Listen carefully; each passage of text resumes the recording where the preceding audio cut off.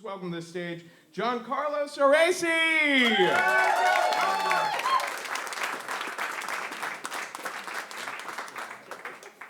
Hello. Before I tell this story, round of applause if your parents are divorced. Okay, so pretty much everyone. The rest of you give it a couple more years. My parents got divorced when I was 7 days old. So in this very rare case, it probably was my fault. But it meant that from the time that, since I was very young, I've been going back and forth, mom's house, dad's house, mom's house, dad's house, mom's house, dad's house, until I turned 18 or, died. In which case, there'd be 2 separate funerals. And then major holidays like Thanksgiving were alternated annually. Everything was pretty much kind of dictated in my life, except for my birthday. Because my birthday was the one time of the year that my parents would say to me, Gianmarco, you can spend your birthday at whichever house you like. Yeah, so my birthday, yeah, exactly. So my birthday became the annual tradition of deciding which parent I loved the most. That was my Sophie's choice. But that choice became a lot easier when my mother remarried, because then the house I wanted to spend my birthday at was any house my stepfather was not in. And I want to be fair to stepfathers everywhere. The relationship between a stepfather and a stepson, it's literally built to fail. Like if we were to go along with Freud and say that man's deepest desire is to kill his father and have sex with his mother, what if it's not your father you have to kill, it's just some guy? It's a lot easier to do. And not that it was all circumstantial. I mean, I don't want to use his real name, so let's just say my stepfather's name was Dick. I think that just captures his general oeuvre. And Dick was kind of a prick. I guess you could describe him. He was kind of like a Midwestern Putin. He was very intimidating. He was like aggressively straight. He collected red wine, which is like, I'm sorry, that's just Pokemon cards for adults, really. And he was the kind of parent that, like, even if you were at a petting zoo, he'd be like, don't touch anything. But the thing that upset him most was my dad's daily phone calls. Because when I was at my mom's house, my dad would call me once a day, and no matter what I was doing, family dinner or chores, I would just run into my room and talk to my dad for an hour or an hour and a half. And even worse, the phone that my dad would call me on was this, and I'm not bragging here, it's this sweet silver Motorola Razr phone that my mom had gotten me for Hanukkah, which is to say that my stepfather had paid for my mom to give me for Hanukkah.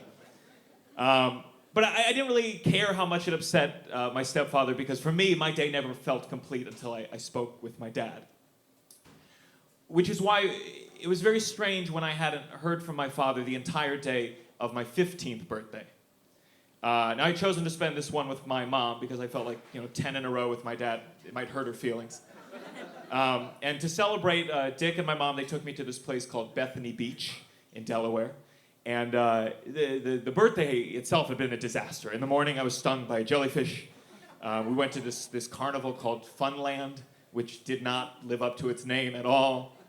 And as I said, the whole day, I hadn't been able to reach my dad. And the later it got, the more anxious I grew that like something horrible had happened. Like he had been in a car accident or he was murdered. Like that's just the way that my mind works, So my mom had the brilliant idea that after dinner, to distract me, we should all play a game of Monopoly.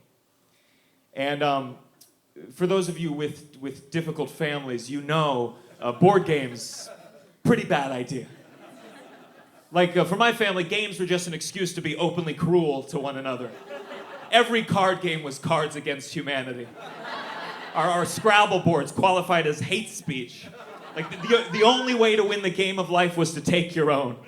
And even worse, my mom and Dick, they were drinking, so I felt like I was in an Edward Albee play, like, who's afraid of Mr. Monopoly? And it was like, me, I was. And about 5 or 6 hours into the game, I don't know whether my mom had said something snippy to Dick or she had just landed on free parking, but I know that Dick stood up and he said, you know what? No more Monopoly. No more Monopoly. I'm gonna go take Gianmarco. We're gonna go get some ice cream. Yay.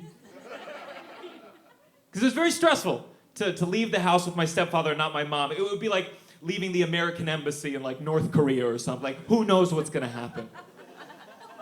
And of course, what does happen is the moment that we reach the car, the moment that we're out of earshot of my mom, my cell phone rings. And it's my dad. And I'm about to pick it up when my stepfather says, "Don't." And I said, do you mind if we do a rain check on the ice cream so I can speak to my father on my birthday? Which, you have to understand that was the sassiest I had ever been to this man in my entire life. But I felt very much in the right. And he said, no, get in the car, we're getting ice cream. Which is, I think it's the first time anyone's ever said, we're getting ice cream as a threat. So we get in the car, he starts it up, Leonard Skinner's Freebird is playing on the radio, which does not feel apropos. And I can hear the ringing underneath until it stops, of course.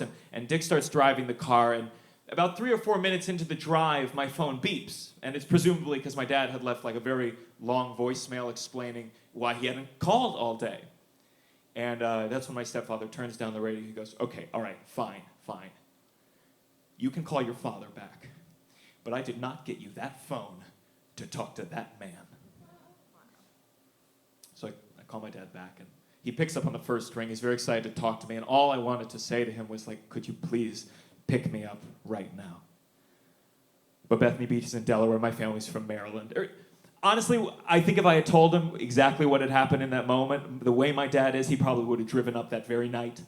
He probably would have attacked, he would have assaulted my stepfather. He might have killed my stepfather the way he is, and then then I'd have to be in court and I'd have to testify against my father because technically it's not illegal to prevent a son from talking to his dad on his birthday, and then my dad would get the chair and my life would be over. Like, that's just the way that my mind works, so I didn't say anything. I told my dad about the great time we had at the beach that morning, and this cool place we went to called Funland. And about a minute later, the awning for Sprinkles comes into view. That was the name of the ice cream place. And Dick parks the car, and he looks over at me. He goes, "Wrap it up." So I tell my dad I have to go. We're getting ice cream. And he wants to talk longer, but I'm like, I really want this ice cream right now. So I hang up the phone, and Dick just grabs it out of my hand. And he says, "I'll be holding on to this for the rest of the trip." And so I turned to him and I said, "You're just mad because my dad fucked your wife before you did."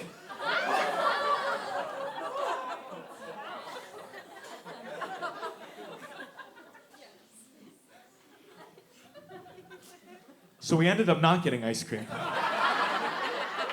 So the whole trip was for naught, really. Then we went back home. I told my mom what had happened, and it was the first time she ever stood up for me to my stepfather. She was like, I'm gonna take him in the car, take him back home right now. And I was like, "Maybe in the morning, Mom, you're quite drunk." And then they went to the room, they had an epic fight, the first of many epic fights that would ultimately lead years later to their divorce. And what's so strange is the gradual dissolution of their marriage actually brought me and my stepfather closer together. Literally 2 years later, after the birthday embargo, I was in my bedroom, and my stepdad knocked on the door and then entered without waiting for an answer, of course. And he said, "Hey, Gianmarco, you want to go for a jog?" Yay! Maybe on the way back we can finally get that ice cream. So we go for a jog, and this is a recreation of that jog. We had maybe jogged 3 blocks on him, so it's kind of like this was, "Hey, let's walk for a bit."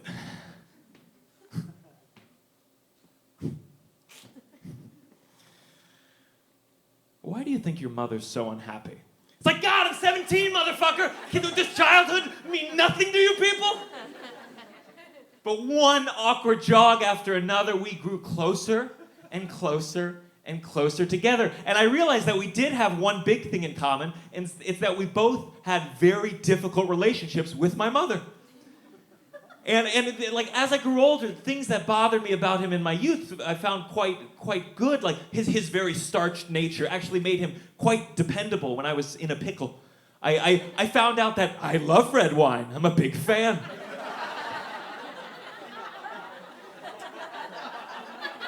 Big fan. And even after Dick and my mother got divorced, even though he had no legal obligation, he helped me through college. He helped me financially after college, because this is essentially what I do for a living. He's the co-signer on my lease. I was just at a second and hopefully last marriage.